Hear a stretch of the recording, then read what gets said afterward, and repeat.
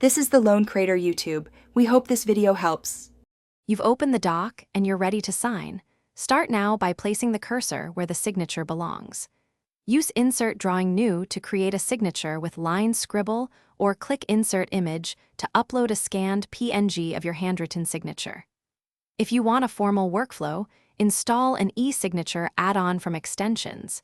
It streamlines authentication and recipient routing. Doing this early saves rework, because placement and format decisions affect the rest of the process. Now create and refine the mark you'll sign with.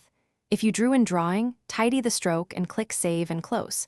If you uploaded an image, crop and increase contrast so it reads clearly. Once placed, resize and align the signature box, then change text wrapping to inline or break text depending on layout.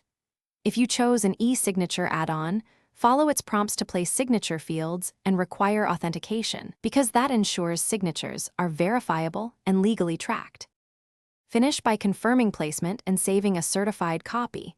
Download the doc as PDF so signatures remain fixed. Once done, use version history to tag the signed version or lock that section if your workspace allows, which prevents accidental edits.